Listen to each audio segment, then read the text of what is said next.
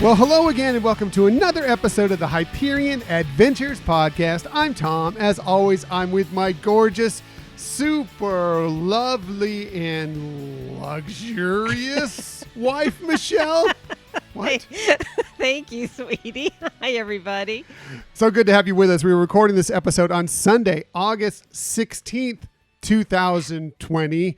Midway through August, we're making our way through the summer. It's been hot this week. Yeah, it's been crazy hot. And as much as miss Disneyland, this would not be a fun time to be there. It is wicked. And of course, there's fires going on. Yeah. Well, we're good. We hope everybody's safe with the fires and everything. Yeah. But yeah, we're a bit spoiled on the West Coast. Obviously, in Florida, you're used to it being hot and humid for, 11 and a half months out of the year. But here in Southern California, it gets hot and dry and sometimes humid, but it's been really warm and a little humid over the last couple of days, as a matter of fact. Nothing compared to anything you're facing probably for most of the country and definitely in Florida, but it has been a little hot here. And so dealing with that as best we can. But yes, this is the one time when I'm not missing the Disneyland. That's right. It is not open at this point. So thank you for joining us today. In the future, you can find us most everywhere you get podcasts. However, the very best place to find us is on our own website, HyperionAdventurespodcast.com. And while you're there, you will want to sign up for the newsletter. There's something today in my tip that's going to be in the newsletter. No, I have more work to do, apparently, that I didn't know about, but that's great. I'm happy to add more stuff into the newsletter. Yes, please sign up for the newsletter. We put out a lot of information just to kind of have you be in the Hyperion Adventures know in the newsletter, including some stuff I'm going to bring up in just a moment today. And we also, last week, remember, we recorded our top 5 Disney quick service restaurants a day early because Michelle had to work on Sunday.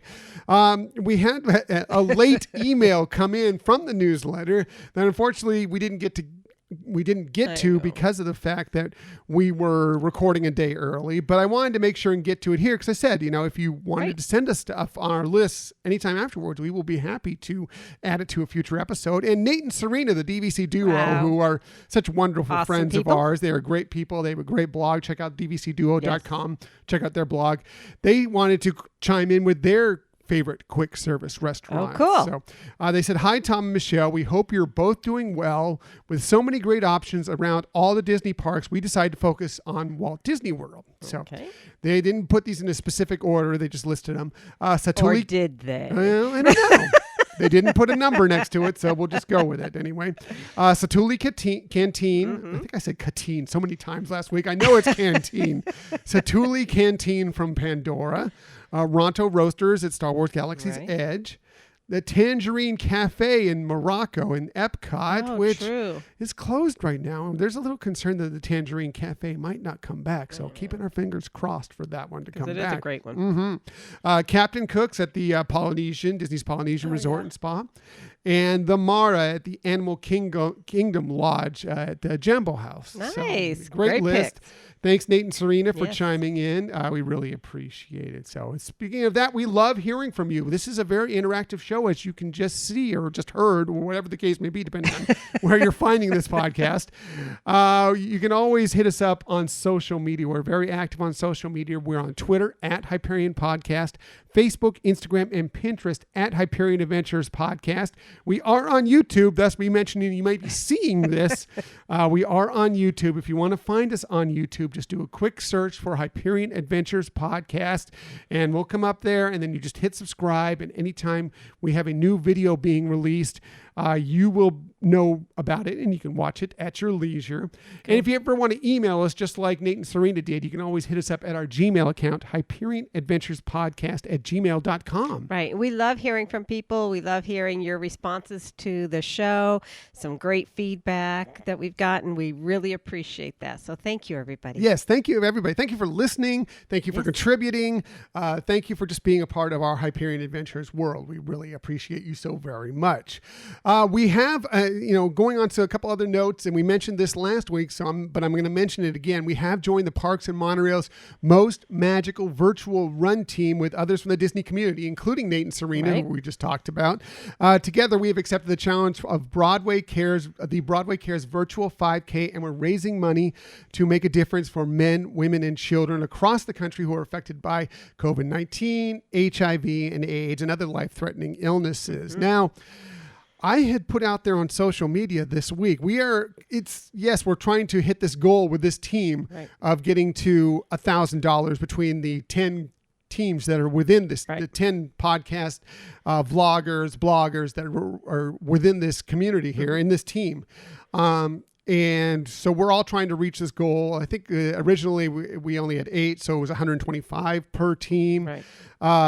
Then we got to 10, so now it's $100 per team. Well, we had set that goal a little bit higher than that. We had set our goal at $250 because we thought we could do better than that. Right. We were right. And thanks to some very extremely generous friends, family, listeners, we have already met that goal. As a matter of fact, we were up to $280 in this. Thank you to Patricia. Thank you to Heidi and Mike. Thank you to Larry and Marty for contributing. Right. And I put out on social media that I was going to do something that kind of alluded to. I put the picture of us in our pirate costumes up. I know. I was like, I'm in that picture too. I said one of us, okay, not both of us. It's just going to be me.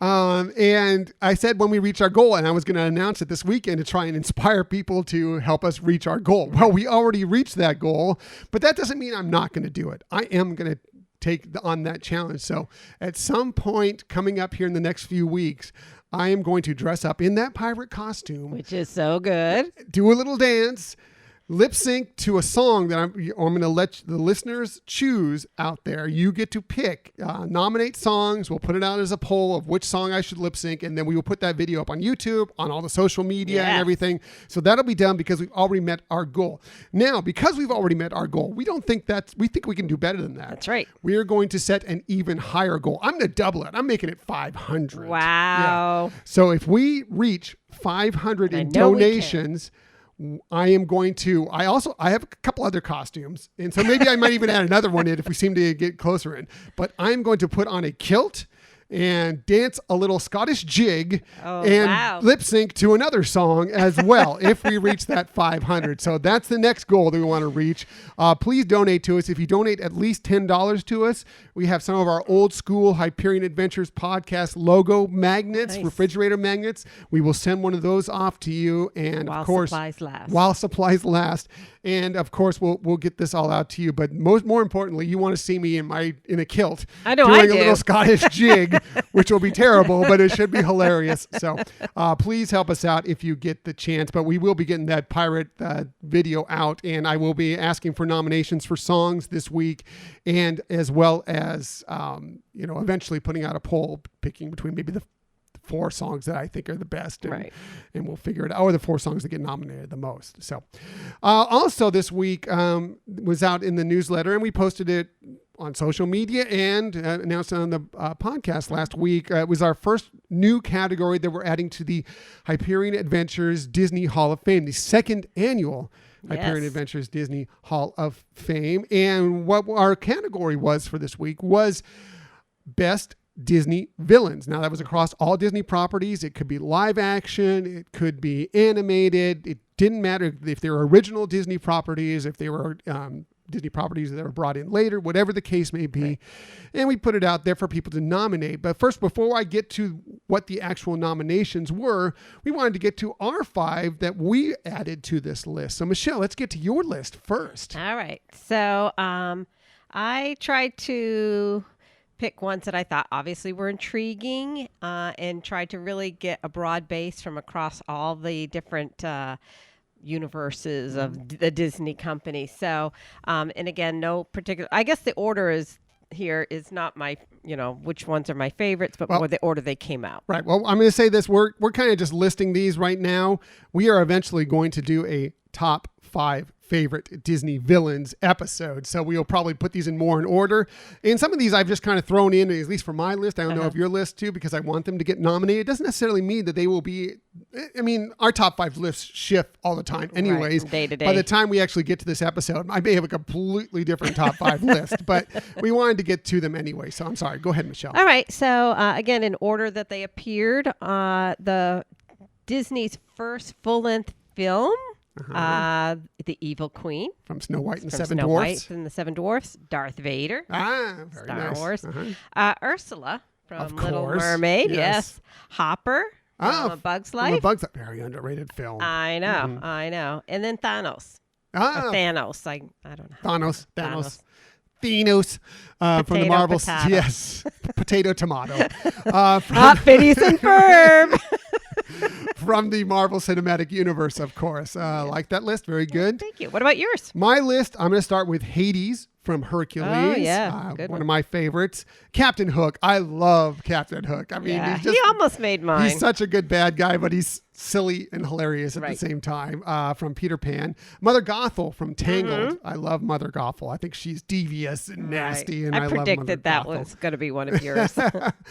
Scar from The Lion King is on my list. And yes, I am a Star Wars fan. Darth Vader needs to be on my list. So good list. Yeah, thank you very much. So let's get to, as we said, we put this out on social media, through the newsletter, out on the podcast to get nominees for our final ballot, which is coming up in November, December time or whatever. And you had to be nominated and at least seconded to make the list. Okay. So you had to have at least 2 people voting for you at some point on there. So here are the nominees that will be on that final ballot. Hades from Hercules made it. Yes. Dr. Facilier from The Princess and the Frog, another great villain. All these are great villains. Yes. Disney villains are so good. Right. Jafar from Aladdin made it. Ursula, from The Little Mermaid made it. Captain Hook, of course, made it from Peter Pan. Mother Gothel from Tangled. Scar from The Lion King. Maleficent from Sleeping Beauty. I'm not surprised. You know, Maleficent, very popular. Cruella de Vil, who, by the way, if you ever run into Cruella de Vil at the parks, she is a hoot. Yes. She's so fun. She's, of course, from 101 Dalmatians. Another one that's a great one if you ever run into the park. Gaston from Beauty and the Beast. Great one. This was an interesting one. Yzma from The Emperor's New Groove made it. Yeah. So that's a kind of an underdog there to make it onto the list. The Queen of Hearts from Alice in Wonderland. Nice. Yes. Yeah. The Evil Queen from Snow White and the Seven Dwarfs made it. Oogie Boogie from The Nightmare Before Christmas. Yes. I actually thought that he would be on your list. I was a little surprised he didn't make it. Thanos from the Marvel Cinematic Universe did make it, and so did Darth Vader from the Star Wars film franchise. So those will be the nominees that will be on your final ballot when we get to that coming up in November and December. And we'll have a new category for you this week. It'll first be released on Tuesday when the newsletter comes out. So if you subscribe to the newsletter, you'll know what that is to begin with. And then later on in the week, we'll have it out in social media. We'll announce it again on the next week's podcast, and the voting will go all the way through this week and the next. And then 2 weeks from now, when we get to that show, is when we will announce the nominees for that category. Cool. So that's enough housekeeping to get before we get to our main topic of the week. But I just want to tell you, we have lots of stuff for you this week, including a couple of new shows are heading to Disney Plus. One exploring the wildlife of Disney parks. That's coming to Disney Plus. And also another that is revisiting an infamous TV special. Yeah. Exciting stuff. But let's get to our main topic of the week.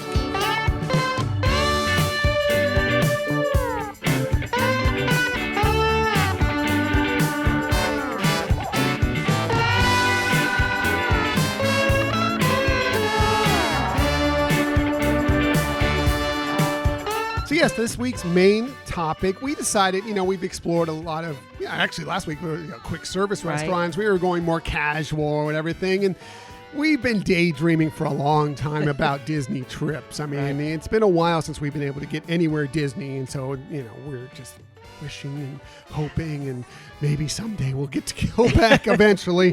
And while we were dreaming about it, we're like, well, let's go all out with our dreaming. And what if money was no problem when we could go out? So we decided to explore Disney's luxury side. What would be a Disney experience if you just wanted to go crazy and, either money wasn't a problem for you and you could just go out and live it up, or if you just decide, hey, this is going to be the splurge trip. So we're going to break this down in a few different ways. I think we're going to start with Michelle looking at the resorts throughout Disney. I'm going to break down a couple of the really high-end dining options. Right. We're going to have another one where we're going to really break down luxury dining just as like a 5 favorite. Right. But I'm going to hit some of the really high end stuff. And then eventually we're going to get to more Disney experiences as well. And then we also have some people who chimed in through the social media or on through email or whatever that also gave us what their dream Disney vacation would be like. So let's start with Michelle and get to the resorts part of Disney luxury. And I noticed you have a PowerPoint presentation there, which is great. I love it so much. This time I felt like PowerPoint was going to be the easiest because it had some visual prompts for me to talk about. All the more reason, by the way, to watch the YouTube video of this, because the PowerPoint presentation she has will probably go up for our slides throughout the episode. So just so you know. And I figured we're talking luxury, so I pulled out the pearls. I see it. Looking lovely as always. I was going to do some other bling. Bling. You're sweet. I was going to pull out more bling, but I thought let's not go over the top here. You didn't want to break out the tiara. I know. I was trying to figure out how could I wear something, on my head, but in bracelets and rings and stuff. But yeah, I digress. Very nice. Thank you. So going to talk about the luxury resorts first, as you mentioned. And Disney calls them their deluxe resorts. And so there's some that are just resorts and some that are vacation club villas and everything. So, and I think people really know what they are, and they generally categorize them by areas. So you have your Magic Kingdom resorts, Epcot area, Animal Kingdom resorts. Those are the ones that are, considered the deluxe. And then for the vacation club villas and suites, those are also considered the deluxe ones. So anyways, that's the categories we're going to talk about. But in those categories, because we could talk about luxury Disney forever. Yeah. I mean, there's a lot. It was really hard to curtail how much detail to go into, because there's also the whole side of Disney luxury that is, private dining experiences at parks and things like that, that could be a whole episode on its own. So yeah, I mean, it's interesting because people think of Disney and you think of, you think of, cheesy hotels that are themed after the mouse and the other characters, or going out and getting a burger and fries and going to the parks and riding till you puke, and yes, they certainly could do that, but there are so many. If you really want to dive into it and really go a higher end, you can with Disney. For sure. Exactly. So figured really focus right now on the most luxurious resort room types that they have.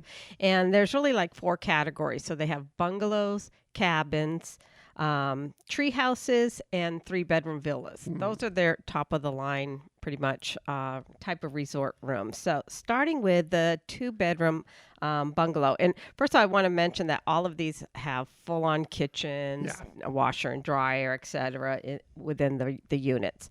So starting with the 2-bedroom bungalows, which are at the Disney Polynesian villas. So they're pretty neat. If you've ever seen them or seen pictures of them, they're on stilts over the water. Yeah, so you that's can't miss really them cool. when you're anywhere when you're out by Seven Seas Lagoon. You can really see them standing out there. Right. Yeah. So they're right there in the front in the water there. They do have a large private deck and with lounge chairs, a large table out there, and they even have some hanging chairs, which is kind of fun to be outside and just kind of in like a swingy type. They also have they call it a small plunge pool. It's kind of like of a larger size. I guess I'd say hot tub, but it's not a hot tub. It's a little pool. Okay, that you more can of a cold tub, essentially. Right, Mr. Parents without children. Thank you very much. I got a lot of love on social media this week. Parents without children, yes. So you mean adults? I know. So the bungalows, they sleep 8, and their decor is kind of like a 50s theme, which is kind of surprising to me. They do have some touches that look Polynesian within there, but it is surprising how much. It's more towards a 50s style. Is it kind of like a 50s, like, because tiki bars really took off in like the 50s. Is it kind of like a tiki bar look? Or no, it's like kind of like just Prime 50s Cafe. Prime Cafe, really? But with the colors are more muted. The colors are more like what you would think of of a Polynesian. Interesting. But they do have spectacular views of the fireworks at night. Bet. You know, I'll bet. In fact, when they built those, they covered some of the views for some of the other villas back there. But and they take up pretty much the most amount of points if you're going on the Disney Vacation Club plan. They're pretty high up there in points. So the next is the 2-bedroom cabins, and those are the ones that are at Copper Creek. Now, you were mentioning to me that you had never really explored the Copper Creek cabins before, but when you were looking at them, suddenly you're like, whoa. Yes. This is going to be on our bucket list of places to stay, right? Definitely. This is this place. I think because Copper Creek, I was just thinking, not that it was bad, but that it was just going to be a lot like Wilderness Lodge. Which we love. But I never really thought about, these cabins that they have on the water. And again, if you're ever on any of the boats, you can see them from the waterway there. But their decor is just stunning, just amazing. And that they have these areas with huge floor-to-ceiling windows that when you're in a sitting room, I mean, it's just very, very spectacular, but keeping with the theme of Wilderness Lodge, so that, kind of pioneer national parks theming, They have, there are also 2 bathrooms. They have a private porch, which is real nice. They even have a fireplace. I'm guessing it's like the one at Wilderness Lodge that doesn't really, not that large, but that doesn't really throw out heat. I don't know. Maybe it does, but turn the AC, crank it all the way down, and then light up the fireplace in the middle of August. Yeah, that's true. Good point. Yeah. They do have a covered deck, and they have a hot tub outside. It also sleeps 8. And as I mentioned, it's really very elegant, rustic decor.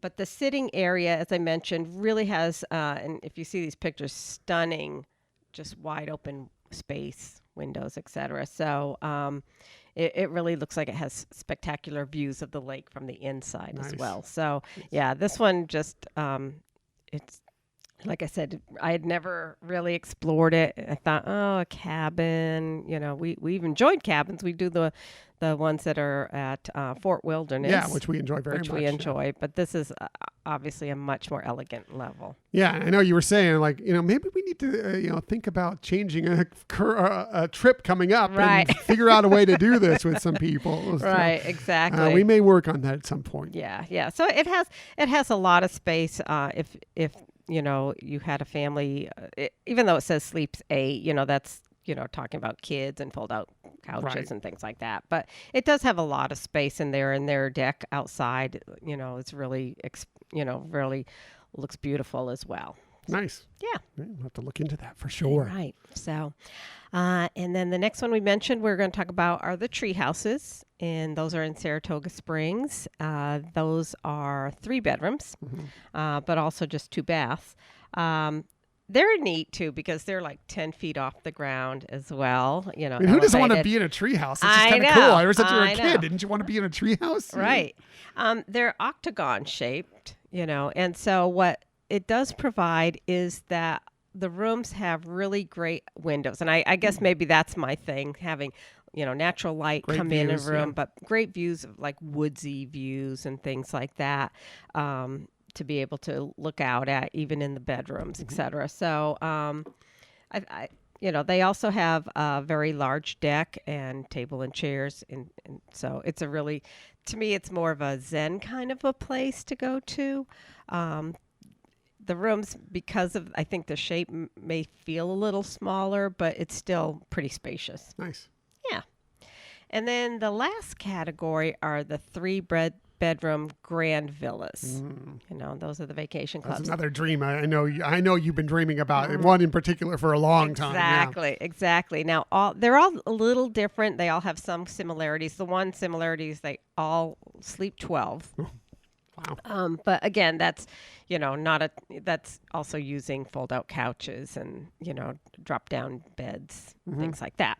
But still very, very, suitable for large groups. So, and they're located at Copper Creek, Old Key West, Animal Kingdom, Boardwalk, Bay Lake Tower, and Grand Californian here in Disneyland, right? Nice. So let's go through those. Okay. So, because they all, like I mentioned, they all have some differences. So Copper Creek, all the bedrooms have their own balconies. And it in the floor plan, it's interesting because it kind of is almost like the end of a building. So you have some of the balconies facing one direction and then some, one bedroom facing another direction, The living room area has, the living room has a long balcony as well. Oh, okay. Not so just even the bedrooms. Even another balcony that you can right. kind of more of a community. You have your individual for different bedrooms, and then you have more of a community balcony space. Correct. And it has one of the larger dining room table areas. It seats 12. Oh, so wow. It's really spacious. Got a lot of nice couch area there. So again, if you have a large group, whether you're just staying there or entertaining there, whatever, it does seem a little bit more comfortable in what it provides in the sense of sitting area for people who are, in the living area, because that's not the case at all of them. Ah, okay. So. Old Key West, it's a split level of how they do it. So they have some of the bedrooms upstairs, and there's several others that are like that. What's nice about this one is it has 4 bathrooms in it as well. So it has a lot of windows, and balcony is larger, for sitting, etc. The dining room table, surprisingly, is a little bit less. Seats 8. So sorry, 4 of you. Yeah. You don't get to eat at the table. I know. Which might actually be a good thing. I don't know. Yeah. Well, and if you think like some kids might want to sit outside on, or whatever. I don't know. But anyways, yeah. The kids' table. The kids' table. Some adults may want to sit at the kids' table. Right. The next one is the Animal Kingdom Villa, the KIDANI Village one, because they're actually the 2 different Animal Kingdom resorts have very different layouts for their 3 bedrooms. So at the KIDANI Village, it's a 2-level. And so what they do with those is like the living room area is open on both levels. So you have then 2 stories of windows, which is really kind of cool. So here also it has some community and some bedroom balconies as well, so that if you're wanting to see the animals, you can do that. Of course. I mean, really, if you're going to stay at the Animal Kingdom Lodge, aren't you going to want to see the animals? That's pretty much what it's about. Exactly. Now, this is one where I mentioned that the seating area is not as well provided for as Copper Creek. So it has seating areas on both levels, because that open space in the living area expands upstairs. So there's a little couch up there as well. So, if you have groups that might want to sit in different areas, or, not all be clustered into the same dining room, living room area, it does give you that opportunity as well. And the other bedrooms are upstairs. Okay. Cool. So, but at the Animal Kingdom Jumbo House, it is not split level. It's a single level, and it seems like it's on the top floors of those units. And what's really unique of this one is the balcony. It's like a semicircle. So you can actually fit a larger round table. More people could fit out there if people are watching it. And so there's like 3 semicircles the length of your whole unit. So you have like, if you want to think of like 2 bedroom areas on the sides, and then the middle area is the community area. Right.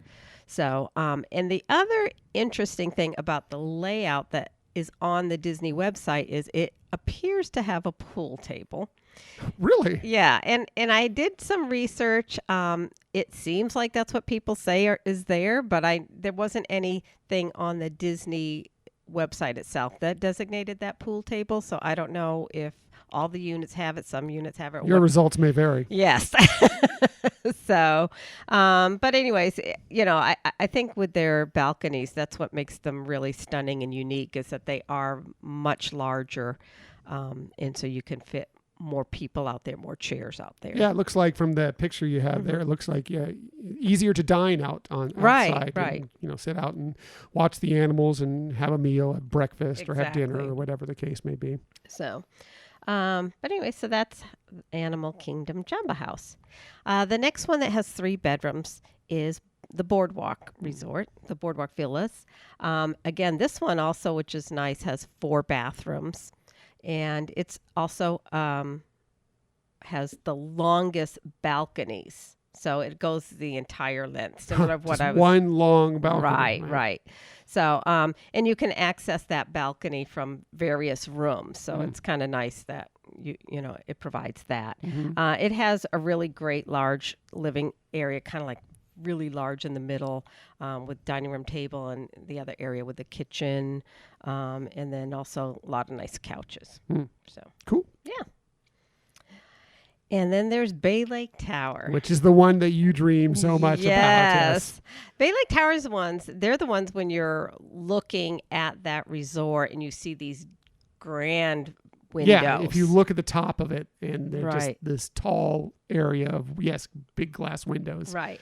And what makes it really nice, this is a split level, so there's those grand windows goes 2 stories, and again, that you have that middle area that is your sitting area that you can be looking at it from both levels. So all 3 bedrooms do have balconies. And if you've ever obviously seen that resort, it's kind of like a curved shape. So right. you have that feature in it to have that areas that some areas maybe seem a little narrower than others, but it all works really nice.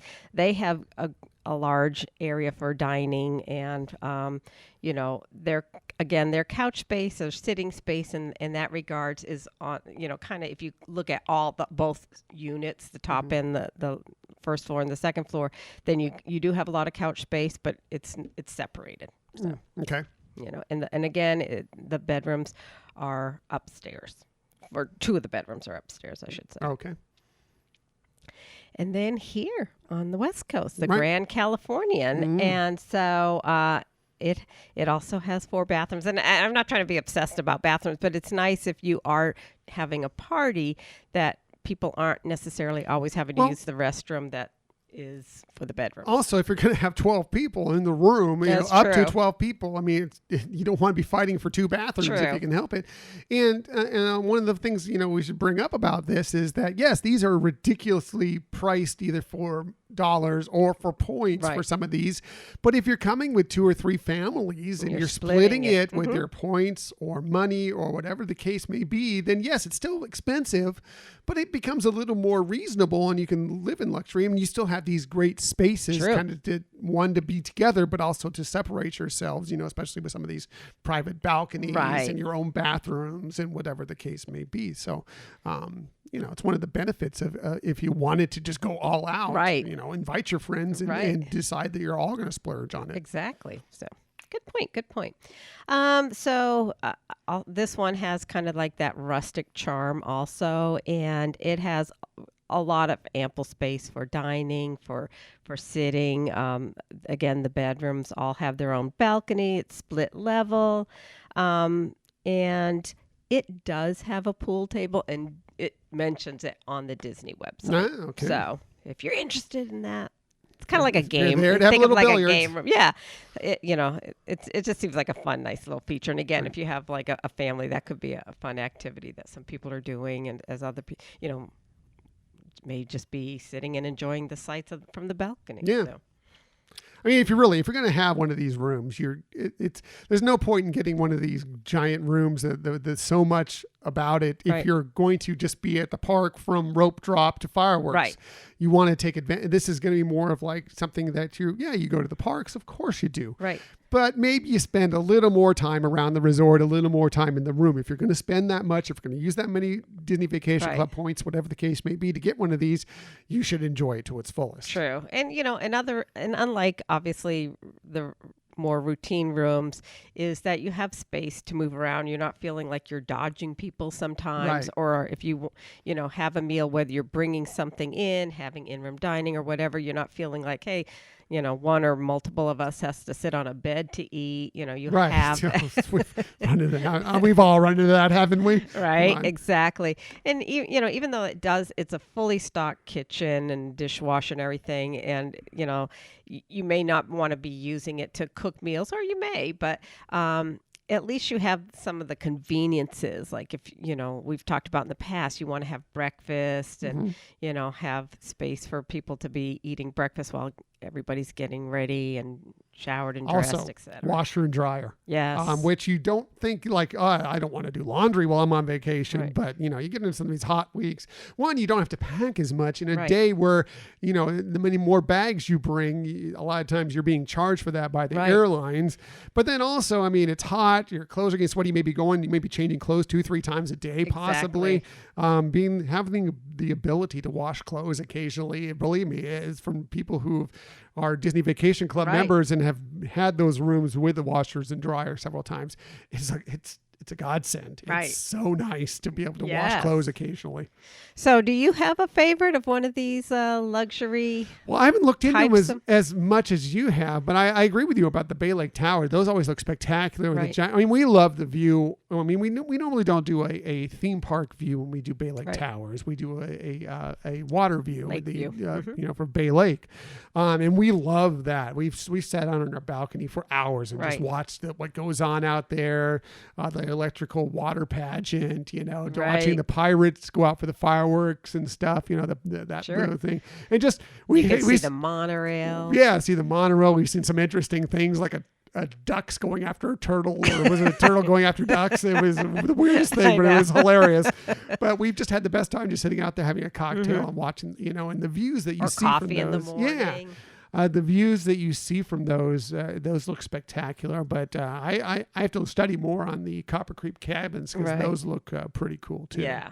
So, anyways, like I said, those are their, most luxurious type of rooms that they have. And obviously, like you mentioned, you could, group up with multiple families and really be able to have, that splurge type of experience. Right. You know, and just the comfort, when you're in the park, you're getting worn out and you come back to the resort and it's a lot more calmer area to relax at, just adds to your, your adventure, but also to the fun of your resort. Yep. All right. So any questions or anything? No, I think it's brilliant. And I'm, so many of those places I want to stay. Even the treehouse sounds really cool. Right, it's kind of an interesting thing. Like I said, as a kid, you always wanted to have this awesome treehouse, and that looks like a pretty awesome treehouse. Right. I think the only thing with the treehouse that we experience with the cabins is there are sometimes you can go and it's very lush, and then other times, and obviously there's reasons that they would have to, clear the area and things. So I don't know how it would feel if it wasn't as lush. Especially spending all that money or all those points or whatever the case may be. Right. Yeah. But anyways, that's just one thought. Right. Interesting stuff. So great list, Michelle. Thank you. Look at the resort stays on the high end for sure. I'm going to take a quick look at some of the very luxurious dining options. And I mean, extremely luxurious dining options. We're going to get into, as I mentioned before, eventually an episode looking more at the signature and more of the luxurious dining experiences, maybe be 5 favorite lists of both of those things. Right. But I'm going to go extremely high end with this one so far. And I'll start over here on the West Coast and we'll move west to east. And I started the Disneyland Resort. And we're going to start right with Club 33. Right. Which if you don't know what Club 33 is, well, you need to be a member or know a member to even get in there to dine. If you go to Disneyland and you want to see if it's kind of up above the Pirates, well, not Pirates of the Caribbean, partially by Pirates of the Caribbean, but more over at New Orleans Square. New Orleans, thank you. I'm like French Market, which is by there, right? But no, New Orleans Square area. If you look up there in the evenings, a lot of times you'll see some lights up in the buildings up above and everything. That's Club 33. It's going out there. They've recently expanded it not long ago, and it's larger than it ever used to be. But to be a member of Club 33 as an individual, it starts off by they vary on what you read online, so we don't know what is actually accurate. You can go and ask for yourself, I guess. $25,000 just to start, and then it's another $10,000 to $15,000 per year dues that you have to pay on top of that. Now you get a lot of perks on top of that, including individual passes to get into the parks, a VIP tour, some other stuff like that. But the big thing, of course, is getting to go up to Club 33 and dine at their exclusive restaurant and in their lounge there. It's the only place outside of Star Wars Galaxy's Edge at Oga's Cantina in Disneyland where you can actually get alcohol, by the way. But they have a really nice restaurant up there, high-end cuisine, great food, really wonderful chefs manning it. And that is like the place to go to. And at some point in Disneyland, we'd like to be invited. If anybody's out there would like to invite us, we would be happy to hit up that restaurant with you, because we would love to experience Club 33 at Disneyland, the OG. Right, that is the OG Club 33. In fact, at Disney World, it was only much more recent. Right, very recent, matter of fact. But there is Club 33 at Walt Disney World as well. They are separate entities. You have to, if you want to be a member of one, that doesn't necessarily make you a member of the other. Now you may have some influence knowing that you are a member, like you can invite somebody that's a Club 33 member at Disneyland into Walt Disney World and vice versa. So you may be able to get into some of those clubs, but they are completely separate units. Just because you're a member of Club 33 at Disneyland does not mean you're a member of Club 33 at Walt Disney World Resort. So another really high-end place is we'll just talk about, we're going to talk more about Victoria and Albert's, but Victoria and Albert's, their chef's table is like probably the most high-end area that you can possibly get to in there. And it's a 7 to 10 course prix fixe menu, which is $250 per guest to get into, and that, if you want to add wine pairings to that, depending on the wine pairings you want to add, bumps it up to $355 to $400 per guest. And that doesn't include tax or gratuity. So you have to throw that on top of it, but you're sitting there right in the kitchen with the chef. He's coming and he's making you your, it's basically, he's just making you what he wants to make you. Of course, he'll ask you if you have any allergies, if there's things you like or don't like. If you just don't like seafood, they'll probably take seafood off the menu or whatever. But just incredible dining experience that is extremely high end and tough to get into. They also have one, by the way, at the Napa Rose at Disneyland. They have a chef's counter is what they call it. And really it's a little different. It's not quite as expensive as the chef's table at Victoria and Albert's per se.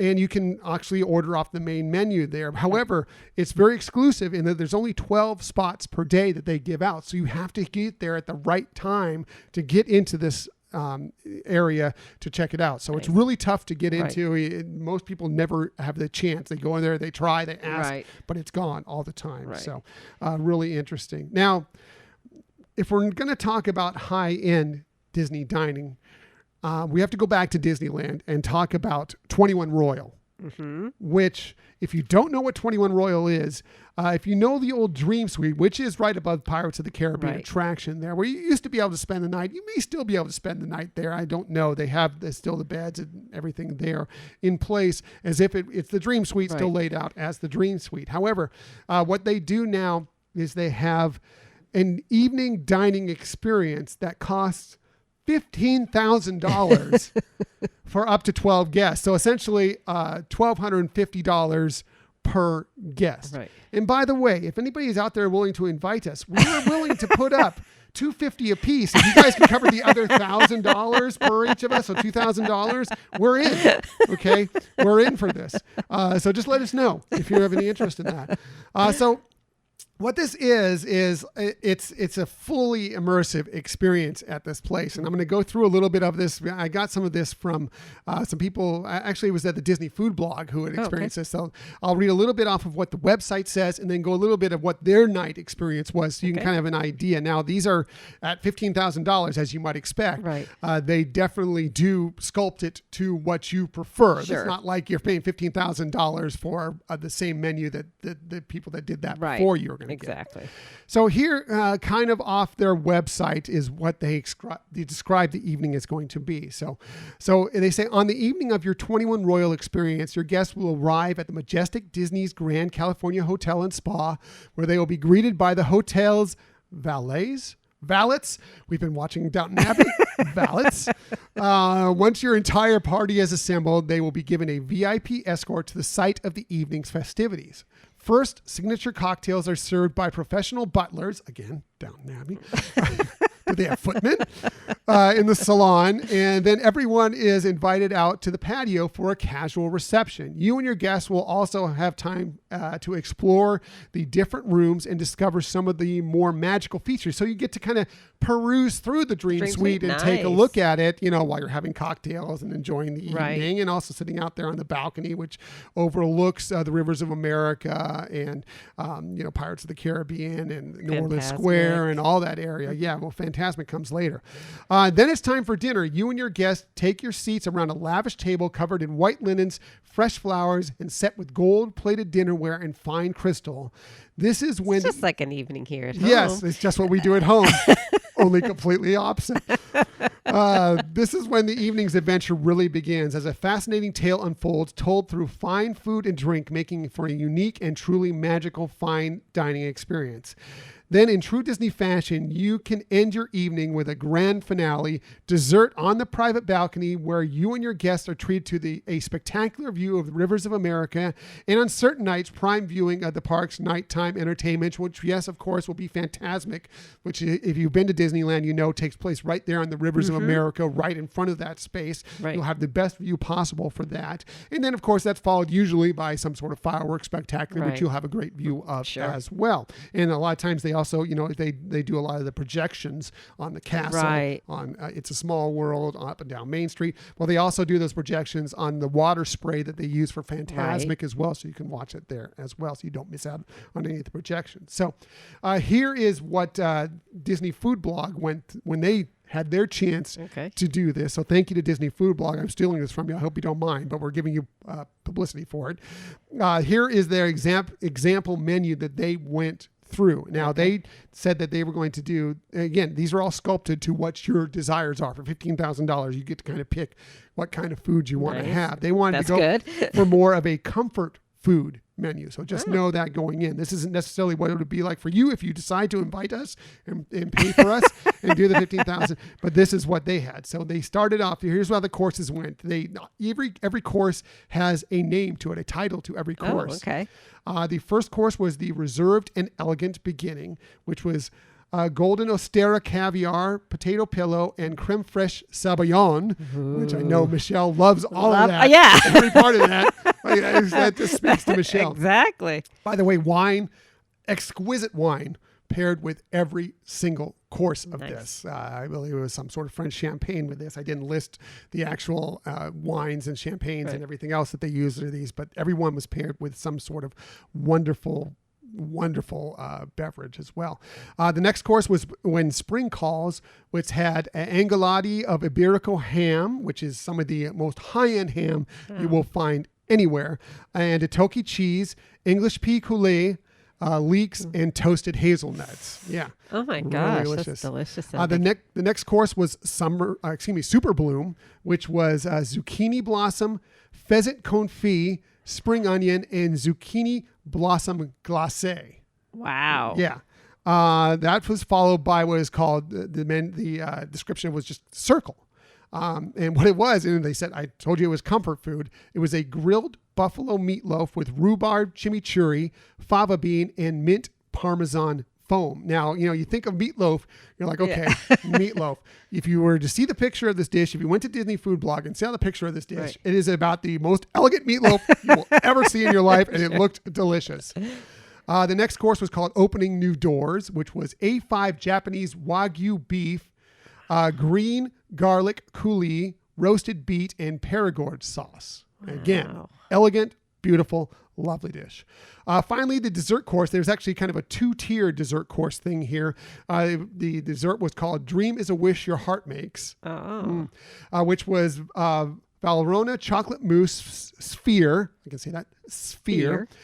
With passion fruit curd, strawberry essence, and lemongrass. It was also served with a tiered tray of chocolates, cookies, and caramels, and of course, more beverages to go along with that. Yeah. And when you leave at the end of the night, you go out and watch Fantasmic and sit out there. Right. You come back, and at your seat is a gift bag for you, including a very exclusive 21 Royal pin, which you only get if you've actually been there. So that is how exclusive that is. Extremely, It was beautiful, and it's like in one of a jewelry box and everything. It's amazing, but incredible, interesting dining experience. That is the utmost. And again, we will do $250 a piece.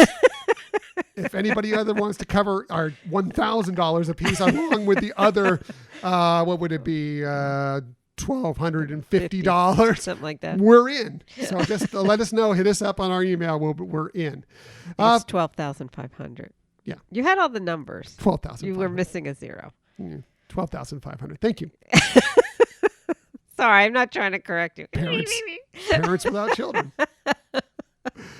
Finally, I just want to talk about one thing over at the Walt Disney World Resort, which is called Delicious Disney, a chef series that they do regularly. And actually, they have a couple scheduled still for this year. I don't know if those are going to eventually be canceled or if they'll keep on. I mean, the dining experiences are still kind of going on, some of them at Disney, so they may keep with these. But these I found very interesting. They aren't cheap. They are, I believe, $349 per person plus tax and gratuity. Again, that's not added into it. So, but these are really interesting dining experiences that you may want to try if you want to splurge on a dinner sometime, because they're very, they have a lot of interesting themes to them.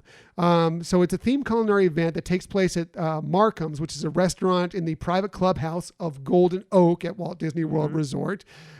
Golden Oak, I know a lot of our listeners are from Golden Oak, right?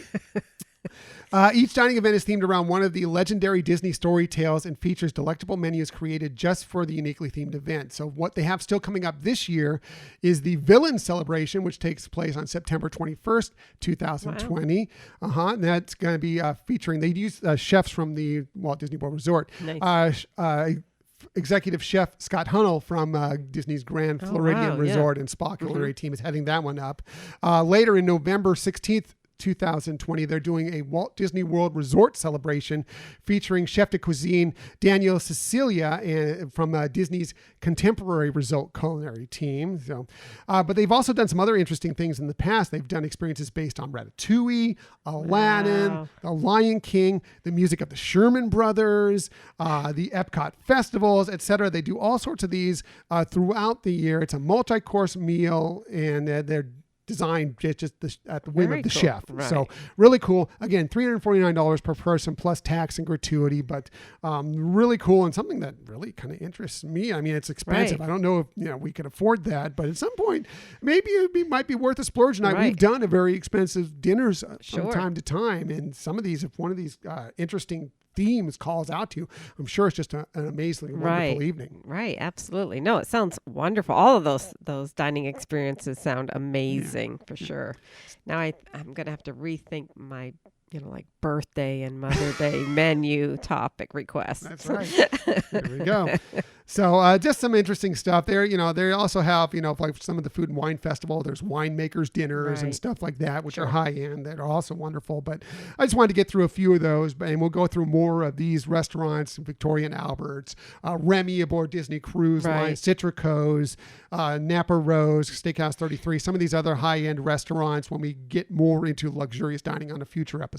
Sounds good. It sounds yummy. All of those experiences sound like out of this world. Yeah, for sure. Definitely something to try at some point. Dream. If anybody wants to invite us, we're happy to come. So that's a look at Disney dining. Let's get to some luxury experiences from Michelle. Right. So and really just a few. Again, this could go on. And, I know that also if you're going through, like if you're having a wedding and you're going through Disney for that, there's a lot of other side experiences, whether you're, doing a wedding or just want a private party. You can do a lot. You can do pretty much anything you want if you have the money for it.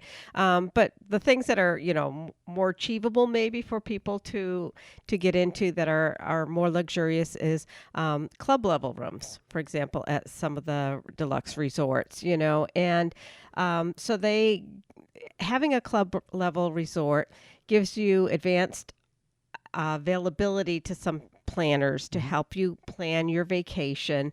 They have a personalized front desk and concierge when you arrive. So when you're checking in, you're kind of whisked away to the club level for that check-in. And they can help you throughout your stay.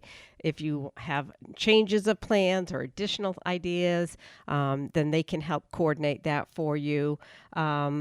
And they provide, they make sure you have daily housekeeping, even in some of the places like the villas that might not have daily housekeeping, but they have turn down service as well.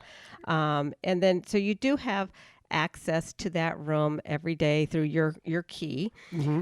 And we've done we've done club level here at Paradise Pier. Yes, at the Disneyland Resort.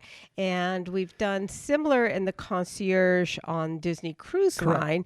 And so, when researching what the experience is, it's very similar to those experiences. So as I mentioned, when you check in, you're whisked away to, that private room for helping you get all situated and checked into your room and your resort. And, during the daytime, they have like breakfast. They have like some breakfast fare there that you can, some are grab and go, some are, more heated. And I'm sure right now things are very different. Right, so I'm just talking more what the typical club level would provide. And then throughout the day, they have different types of food that they might bring out, like snack type foods, maybe light lunch fare. And then in the evening, they have hors d'oeuvres and cocktails. And, they really do try to also feature some of the cuisines from other resorts, which is kind of nice if you're staying at one resort and you get to try some of the, food and experiences that you might get introduced to for that takes place at another resort. So it's kind of nice in that regards. And a lot of times, especially throughout the day, but especially it's nice during the, happy hour time when they have the snacks and, some cocktails out, wine, whatever the case may be. They usually have like a television with cartoons playing so the kids can go and sit and enjoy that. So the adults can have a little time and the kids can have, enjoy it as well with their snacks too. But it doesn't, you can actually kind of relax from the day if you've had a busy day at the parks or whatever the case may be. Exactly. And some of the club levels have really great views for fireworks or other evening entertainment like that takes place. So there, I know that there's a lot of question of whether it's worth it or not, and that's really very personal to say whether something is worth it or not. But it just takes, your room is going to be at a nicer location and nicer, usually a higher level. But access to this, more private, intimate club area is also a nice feature, luxurious feature. Right. As having done club level and done concierge on Disney Cruise Line, if you break it down just by dollars and cents, looking for value, see if it's worth it. It is not. No. If you just break it down like that. But then if you add in, emotional experiences, some things the way you feel, like, we've not done concierge as much recently, just because of we've decided it isn't worth it financially for us. But there's, and most of it I don't miss, but the one thing I miss is when you're one of the first ones to board aboard Disney Cruise Line to do concierge. You are one of the first ones to get on board. And then, like you said, you are whisked away to what used to be to the Cadillac Lounge, at least when the Disney Wonder and the Disney Magic. Now that they have their own concierge lounge, lounge. Yeah. You're whisked away to there, and you get cocktails immediately and snacks. And then the concierge comes and meets with you and talks about your plans for your entire trip, asks if there's anything you need. There's usually a representative from like some of the fine dining, like Palo or Remy there that will, if you want to get some extra reservations, they'll help you with that and talk to you about maybe if you don't know if you want to do Remy or not, which happened to us. It's like, and they talked to us about it and we were sold on it and we did it.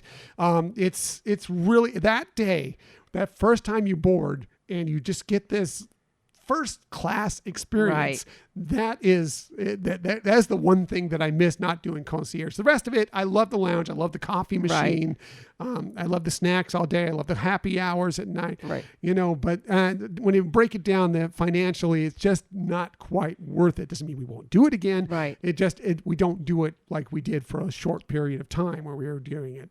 But it again, if you break it down dollars and cents, not worth it. But when you throw some of the way you feel, the way they make you feel, some of the joy you receive, some of this feeling like you're just part of the upper crust, a little bit of that Downton Abbey getting served by people thing, going on.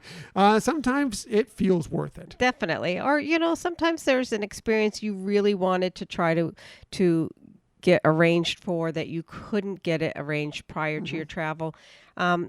Maybe they can, maybe they can't, but you have a better chance that they can get something arranged, and we've had that happen to us on multiple times. So it is a nice, luxurious experience. And like you said, it's dollars and cents. You're not going to have a way to really make it of value, but like you said, it's more the personal experience that you have and the fun that you have, and it does take a load off of you sometimes. And sometimes when we're traveling with our son, that we do need sometimes that area that maybe where we can get somebody to help us with getting something arranged that might have been unattainable. So it's up to you. It's what is of value to you. I love concierge, but again, I'm not willing to pay for it every single time. But again, we could possibly do it again at some point in the future. So. Right. Yeah, definitely. So Disney has what they call signature services, and that's available to anybody staying in a club level or a suite. If you're arranging a private VIP tour, or through group sales, they also provide this service that you can contact them, and they really help. Again, similar to what we talk about with the club level, they can help you plan your trip and coordinate a lot more with traveling and getting things just the way you want when you're coming to experience Walt Disney World. They can also help when it's available. Right now it's not, but in-room celebrations and gifts, they can help coordinate that. Obviously dining reservations, or, again, it's not going on right now, but specialty cakes and things like that. So little extras that you might be able to coordinate for your room that you wouldn't be able to otherwise, get. So, those are definitely some nice features that Disney Signature Services. It's like having guest services, like rather than having to go to guest services and wait in line and connect with somebody, it's like they're just right there at your beck and call almost. Right. And you can access them before your trip, which is really nice to help coordinate that, And some of the other things that they can help coordinate through is, as we mentioned, the VIP tour, which is really a customized tour that you can take. And it is luxurious, from what I understand. Having never done it. Right. But it's not something you have to be staying at one of their nicer resorts. Anybody can certainly coordinate that, and if you do book that, then obviously you have all of Disney's signature services at your service as well. Nice. And then other things like arranging for cabanas. Again, you could do that on your own if you wanted to stay at rent a cabana for the day at one of the resort pools that has those, but they can help coordinate through that as well. So again, they can really help coordinate things that, yes, you could possibly do, but here makes it easier. Just one contact. Absolutely. So very good. But the other thing I wanted to break down, we're talking about luxury resorts, and we talked about the highest end rooms that are most unique rooms that they have available. But it's also and we talked a little bit about it, like you said, if you're combining families to cover the cost of these 3 bedrooms or 2-bedroom bungalows and things like that. But you know, a 1-bedroom, you may feel like, hey, a 1-bedroom suite is doable, you know. And again, I've known people who have Disney Vacation Club, and they pool points to do 1-bedrooms and things like that, you know. But just that is a lot. You're staying at a luxury, or what they call deluxe resort, you know, and you're having all the perks of that and all the comfort and convenience. A 1-bedroom does have a full kitchen with dishwasher and all the dishes and wine glasses and, you know, dinnerware, etc. And it does have the washer and dryer. So, you know, everything that we talked about in terms of having some conveniences and features are available in the 1-bedroom, because they also have the sitting room and dining room table, etc. So you could have that luxury experience if you're, you know, wanting to look for something that's more attainable, such as a 1-bedroom. Right. You know, and so, you know, there's 2 different ways that I saw that you could do this. Obviously, you can go straight through Walt Disney World reservations, or, you know, or obviously your travel agent, and pay for those rooms. And obviously, if you're a Disney Vacation Club, use your points. But you can also, we've talked about this slightly in the past, is, you know, rent points from somebody who is a vacation club owner. And so I just did a sample comparison of picking a week in January, for example, or not actually a whole week, just several days. Like, so January 24th through 28th. So it's like a Sunday through Thursday. So some of them would be a little less expensive period. Right. Friday and Saturday, as you would expect, usually tend to be a little higher. Exactly. So at the Animal Kingdom, KIDANI, getting a Savannah view, right now, if you went to Walt Disney World, it would be $748 a night. That's without any some of the annual pass discounts or any of that, right? That's just right now the current going rate there. If you were to rent Disney Vacation Club, and right now what I'm seeing is the rental fee is about $20, so averaging $19 to $21 going through a third party. You might get it cheaper going directly with somebody individually, but that's kind of like a ballpark figure there. So if you were to rent Disney Vacation Club points for that, it would save you $128 a night. Now, again, as you mentioned, that's comparing with no AP discounts or any other seasonal discounts that might be going on. And January, you would tend to see either a seasonal or a vacation or an annual pass discount. Still not cheap, but you know, if you want to splurge, it's a way to splurge. Right. And again, you know, still save a little money. Yeah, you could fit, you know, several people into that, you know, to, you know, maybe small families. Right. And then same time period for the Riviera 1-bedroom standard view. Right now, that is on the Walt Disney World website at $810 a night. If you were to rent Vacation Club points, saying $20 a point, that would come to $665 a night. So you're saving $145 a night doing it that approach. So, and there's pros and cons, obviously, to which way you want to go. There's the saving money is definitely with a pro account, you know, approach to it, going through rental points, but you are going through an outside third party, or you may be directly with an individual, but your ability to control some things. Well, you're not in much control at all, because they have to pretty much handle booking everything and making sure that things go through. You know, you don't get a lot of that stuff. Right. So, you know, there's that. And this is not taking into consideration if you use a travel agent, and you might get some perks through a travel agent.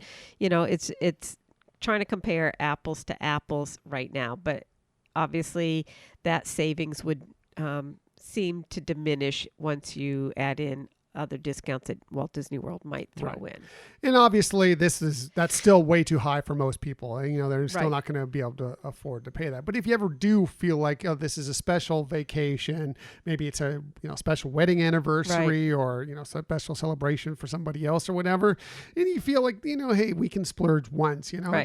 You also have to throw into the equation that, yes, there is a full kitchen there. So you may be able to save a little bit on the food by, you know, having some meals there. dinner there, a breakfast there, Right. or whatever the case may be. You may be able to save a little bit of money that way that you would normally spend if you were in a regular hotel room and having to dine basically 3 meals at the parks or the resorts or whatever every single day. So you have to actually add all that into the equation. Definitely. Yeah. So anyways, wanted to know then, like what your thoughts are. And I know we had some people who also got involved in what they thought would be a luxury experience going to Disney parks. Sure. So my thoughts are always like, it just depends on the vacation that we're going on. Sometimes it's fine staying in a basic bare bones room or whatever the case may be. But there's other times when I know we're going to be relaxing more, maybe spending some more time in the room, especially with our son who can only go for so long in the parks before he starts to wear down and, things can happen. Yeah. So we may spend a little more. Or you meltdown, me meltdown. Well, yeah. Everybody has a meltdown at some point, right? So we may spend a little more time in the room. So we may want a little nicer room or a little more space where we can, he can go do his thing in the bedroom and we can do our thing in the living room. So we'll do a 1 bedroom. Have different TVs going on. Yeah. So it, it's just what you weigh into what your vacation you want is, and then you have to weigh the financial factor in that and what is best for you. So, that's just kind of my thoughts on it is just, weigh it out. It doesn't necessarily, not everything is right for every single vacation. It just kind of depends on what you're thinking. Again, if you're going rope drop to fireworks probably at the park, you probably can go with a more bare bones room because you're not spending a lot of time in the room. However, if you're, thinking more of a luxurious vacation, you want to spend a little more time on the resort, a little more time in the room, then you may want to splurge a little more on it. So it's completely up to you. So, here's some of our listeners. Basically, I put out there, look, if money wasn't a problem, if it was not an issue, what would your dream Disney vacation consist of? What would you do? So we were hit up immediately. This was from somebody who subscribes to the newsletter, Scott in Minneapolis, who's chimed in many times with us. He hit me up with an email pretty quickly after we put this out. He said, hello, Tom and Michelle. Who hasn't been daydreaming of their next Disney adventure? If money was no object, I'd go all out. Insert Peter Pan sound effects. Okay, everybody, here we go. I love it. He says, I'd grab my wife and daughter and start with a couple of days at the OG Disneyland and California Adventure, staying at the Grand Californian. Yes. From there, we'd fly to Tokyo Disney and spend a few experiencing Japan, then to Shanghai Disney and Disney Hong Kong to see what the Chinese have to offer. Then off to Paris for a week and, of course, visiting Disneyland Paris. We pop over to jolly old England, spend some time in London before taking the train to Dover and taking a transatlantic Disney cruise, ending up in Castaway Cay. Well, I don't think you'd end up in Castaway Cay, but you could stop there before you finish. Yeah. And then he said we'd have to finish up the week at the Grand Floridian at Walt Disney World. Problem is, after a trip like that, every other trip would pale in comparison, but it's just a dream, right? I agree. That's a magnificent around-the-world Disney trip. It'd probably take you a good month and a half, 2 months to knock that all out. But, that would be fantastic. So thank you, Scott in Minneapolis. Really appreciate that. Yeah. Adam hit us up on Twitter. You can find him. He's from the Mouse and More podcast. You can find him at the Mouse and More. He said Club 33, 21 Royal, fireworks cruise with catered dinner, Napa Rose Chef's Table, and dining with an Imagineer, which is actually something, we've done lunch with an Imagineer, not dinner with an Imagineer. We've done lunch with an Imagineer, but that is a wonderful experience. Yes. It's a splurge, but recommend it if you have the money to go out, because at least, I mean, again, your results may vary. I've heard that depending on how interesting the Imagineer is, because they're not the same Imagineer every time, that it could, your experience could be a little different. We were lucky. We had a great one. Yes. He was excellent. So Nate and Serena hit us up again. They are the DVC Duo. You can find them on Twitter at DVC Duo, and check out their amazing blog at dvcduo.com. They said, oh, wow, where do we start? Chef's Table at Victoria and Albert's, a bungalow at the Polynesian Resort and Spa, fireworks from Grand One Yachts. This is something we didn't bring up. A private VIP tour, and buy a house at Golden Oak. One can dream, right? Yes, for sure. I love when we joined Vacation Club. They send us a pamphlet for Golden Oak. Right. Like, you must be interested in Golden Oak. I'm like, oh, what's the Golden Oak? Looking in the price of these houses where they started, I'm like, no, we are not in that market right now. But thank you very much. Appreciate that. Katie Lorraine hit us up on Twitter. You can find her at KT_Lorraine78. She said, stay at Bay Lake Tower and dinner with an Imagineer. Very nice. Yeah. Young Adventures hit us up. You can find them on Twitter at young_familyyt and also find them on YouTube. They do a great YouTube channel. One thing would be a super long stay. We usually stay for 2 nights and try to fit in as much as we can, trying to balance between park and resort activities.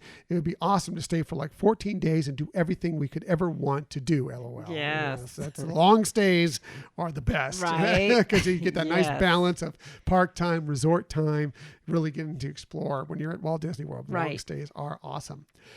Jessica Lee Wilson hit us up on Twitter. You can find her at JLeeZ. She said, dinner at Victoria and Albert's. Also, if money were no issue, I'd have a Disney wedding and be able to bring all our family and friends along. Our wedding budget in our hometown is the same as we'd spend at Disney for a wedding, the same size, but not all our family and friends could afford to travel. Sure, so I totally get that. Yes. So thank you, Jessica. Good idea, though. Pat and Charles from the Conversations podcast hit us up. Yes, you can find them at Swations.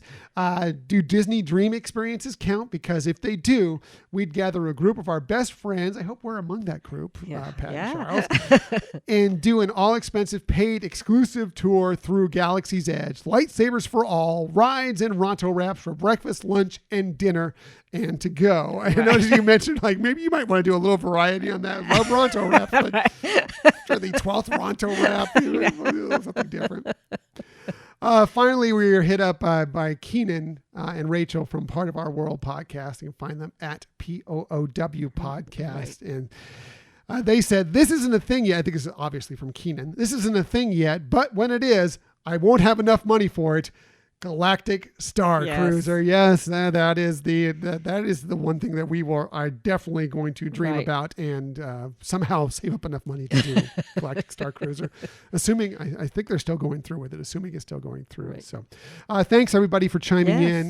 Really appreciate that. If you have any more Disney dream luxury experiences that you'd like to have as part of your next vacation or a dream vacation or whatever the case may be, feel free to hit us up through social media or through our email, and we'll bring it up on another episode coming up in the future. Right. As I mentioned, there's just so much luxury that you can arrange for that goes beyond the resorts that we could do multiple episodes. We didn't even touch on all the luxury experiences that we could have wanted. And we'll like get some of the ones of that were brought up, like the yacht and, like I touch on with the cabanas and things. What's really great is there are a lot of luxury things that you can do as a day guest or whatever. So I think that's another whole episode that for we sure. can We after just doing this, we've built up like 4 or 5 more episodes. I know. It's like there's a lot of stuff. Lots of stuff. So thanks again for everybody for chiming in. And that is a look exploring Disney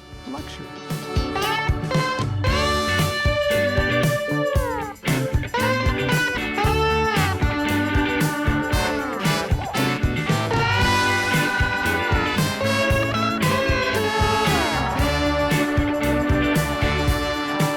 It's good to dream, isn't it? Yes. Boy, I would love to do so many of the experiences. We've been blessed to be able to do a few of them, but there are so many that we'll never get a chance to do, but I would love to do them at some point. Right. And again, I know people bring up the fact like, is it really worth it financially? I think even somebody chime in on Twitter saying, I've done this, I've done that, I've done that.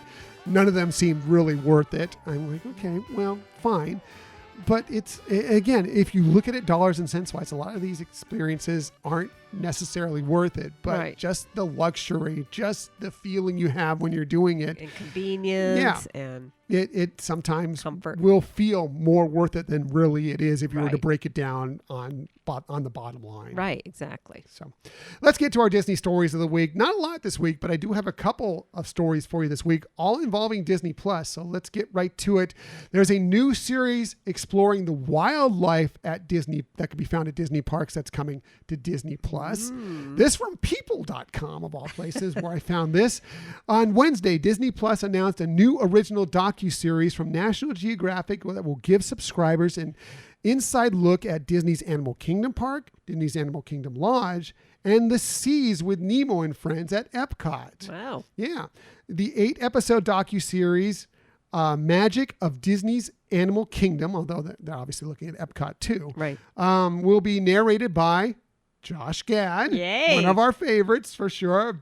And we'll introduce viewers to some of the more than 300 species and 5,000 plus enchanting animals that are part of the Disney parks. It will also cover the Herculean tasks animal care experts undertake to keep the parks running and the animals healthy. So that sounds fun. That is cool. You know? Yeah, I love that behind the scenes. Right. I mean, you get to do some of the tours or whatever where you get a right. little glimpse into that, but this is really going to give you, a better look than sure. you possibly could from, even one of those tours. So Josh Gad had this to say in the statement, quote, Magic of Disney's Animal Kingdom captures the spirit of those two world famous parks and its animals and ushers that feeling directly into viewers' living rooms.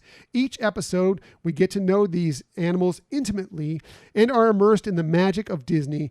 And it's been a joy giving a voice to this ultimate adventure, unquote. Very cool. Yeah, very cool. This series will debut on Disney Plus on Friday, September 25th. Again, Magic of Disney's Animal Kingdom, although they do look a little at Epcot as right. well. So really cool. Yeah, I'm excited. I love animals, and I love Josh Gad.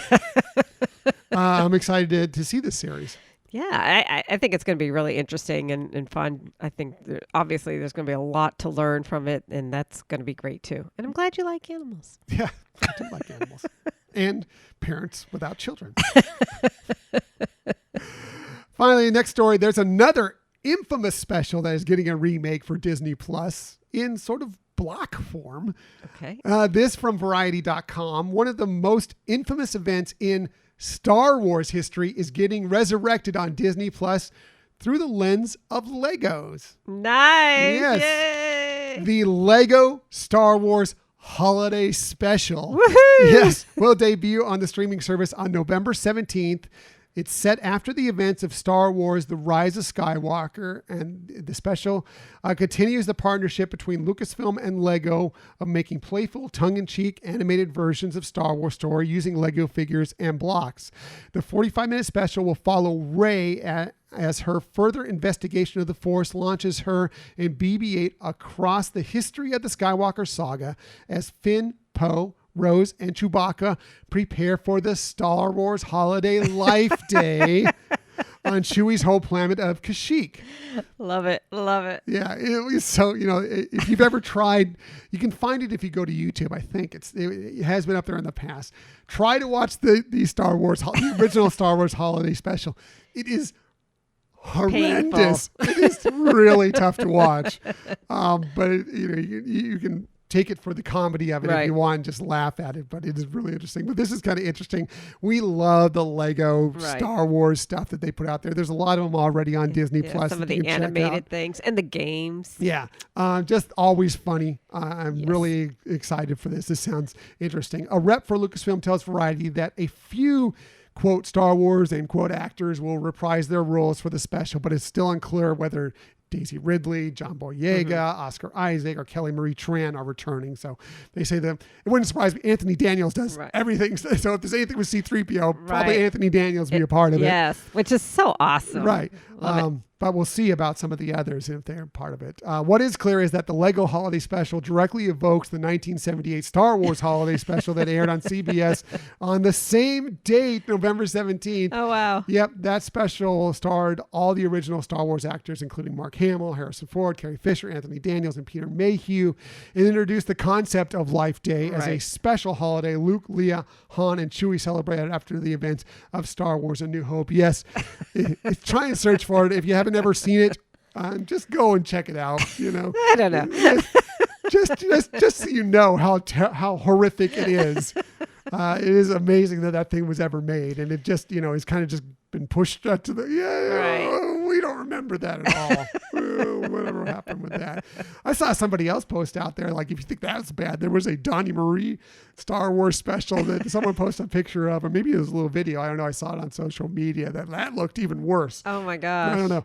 But fascinating stuff. But I'm glad that Lego's coming back. And this should be interesting no matter what. Definitely. So, and I'm sure, like I said, tongue in cheek, it'll be funny just the same. Yeah, so. most definitely. Cool. So that's it for the Disney stories of the week. However, we never leave you without giving you some sort of tip that might help you on your next vacation, whether it be Walt Disney World Resort, the Disneyland Resort, Disney Cruise Line, once they get rolling again, hopefully sooner than later.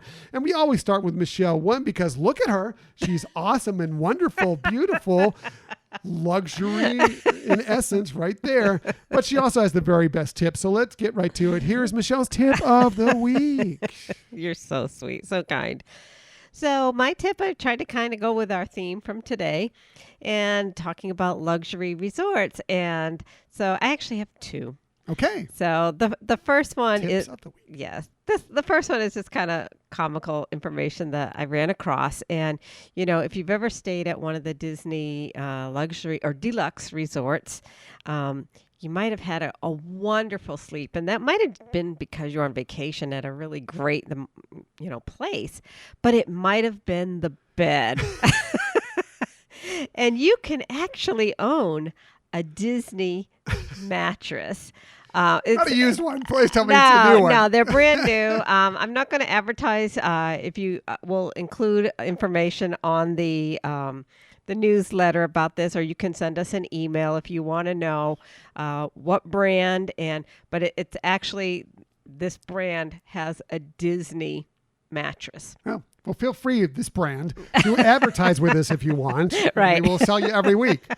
And we will take a Disney bed by that. So that way you could have some of your own Disney at home, right? And so that's just my one tip. But the other tip is also has to do with staying at a resort. So whether it's you want to go back to the same resort and, really would like to see if you can get the same room that you had, or you've heard of an area or in a resort that you'd like to try to stay at, you can certainly ask. You can put in a request. When you're booking online, there's some request features that you can indicate things like different resorts have different ones that they offer, like whether it's close to an elevator on a higher floor or, near things like that. Near, I think pools might be one of them. I can't remember now off the top of my head, but if you really have something specific, as I mentioned, you want to ask for a specific room. Obviously they can't guarantee it, but you can call the resort,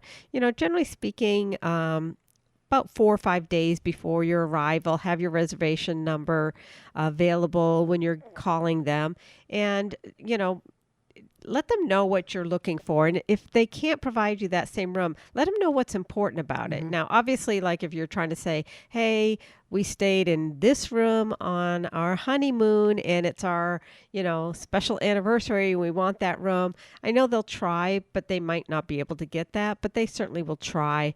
But if there's features that you're interested in, for example, we talked about staying at Bay Lake Tower and liking the lake view.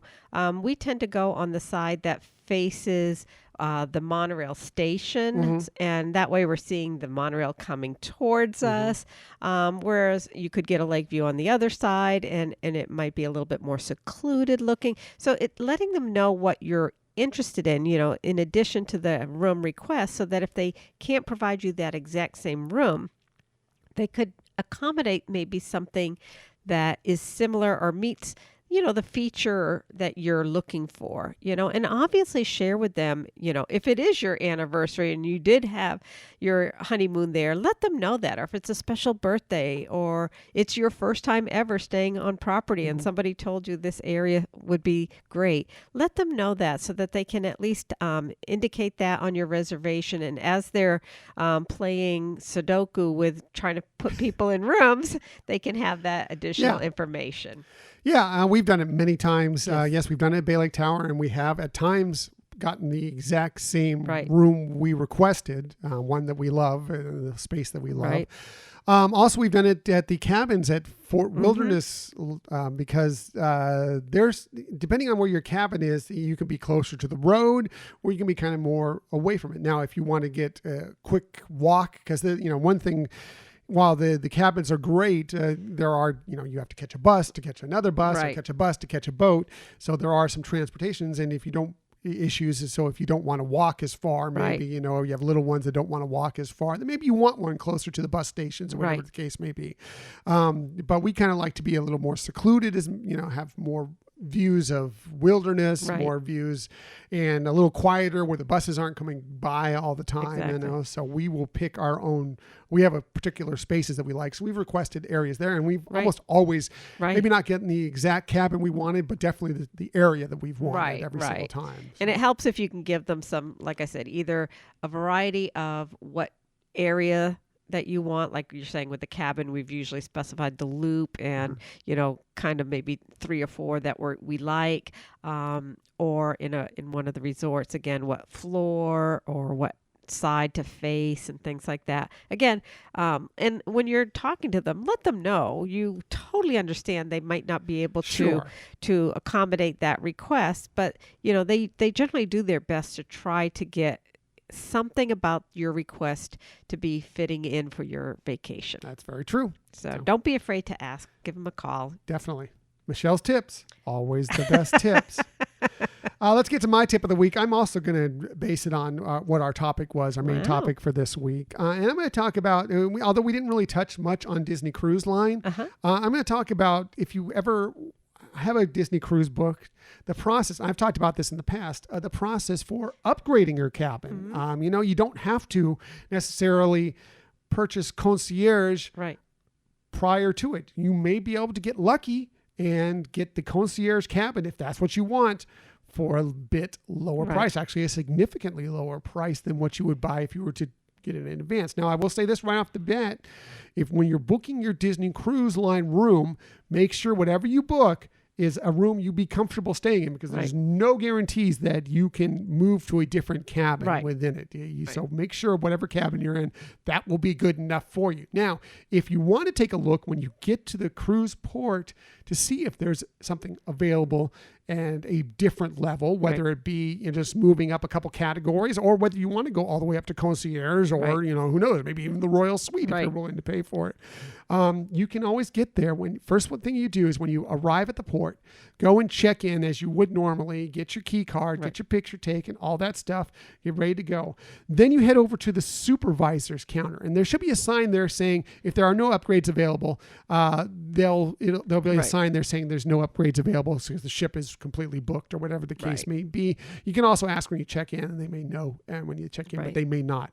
But you head over there, there may be a line, there may not be. You go in and you check in with them, and then you say, look, you know, I'm looking for cabins that are higher than whatever my level is. And then they'll go down a chart and they'll look and see what's available, and then they'll quote you an extra price on, okay, you're in such and such category. If you want to go up to a window, if you want to go up to a balcony, if you want to go up to concierge, and the different levels of concierge, they'll tell you this is the price for it. And then you can decide if you want to pay that extra money to get into that level.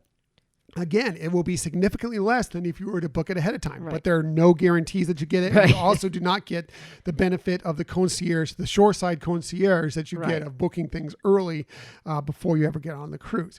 But it may be a way that you can get from an inside to a window, or an inside to a balcony, or a window to a balcony, or whatever you want. You know, it's just a way to add a little more luxury, add, yes, more money, but maybe not what you'd be paying if you were booking it ahead of time. Right. And we've had that. We've traveled with somebody who actually went from an interior up to concierge. Funny thing, on our last one on our Panama Canal, we were right behind the person who took the very last concierge room. One person ahead. We could have gotten it's so funny. They were right next to us checking at the supervisor's desk. We were looking to see. We weren't sure if we were going to upgrade to concierge, but we were looking to see what the price would be. Right. And the person that got there right in front of us took the very last concierge cabin. We were listening to it. Yeah, she was thinking about it. Yeah, no, waving her off or whatever. And no, so we didn't end up. We stayed with the cabin we had because we were happy with the cabin we had. We just wanted to see if we could get concierge for a much lower price. And it would have been an amazing savings from when booking concierge ahead of time. Right. You know. So sometimes it does work. Sometimes it doesn't. You know, and it doesn't matter even if you've gotten your cabin at the lowest price that it was ever published at. The upgrade is going to be costs is going to be the same as if somebody paid more for the same cabin that you're booked into. Exactly. So your savings might be even greater. Right. So, I mean, it all depends on, again, make sure that if, like, say you book an inside cabin, make sure you're happy with an inside cabin, because they're all likelihood you're probably going to be still in that inside cabin.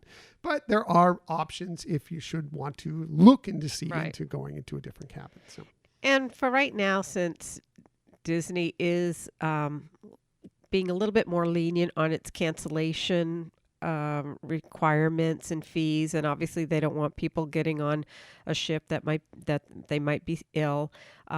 You might have more opportunity because they may allow for more late cancellations of a cruise, and then you might get an opportunity to upgrade. We'll see. It's still up in the air on when Disney Cruise is going to get to be able to actually sail again. Right. I mean, they keep pushing it back, but hopefully it won't be too much longer before we can get back on board and begin sailing with Captain Mickey and Captain Minnie once again.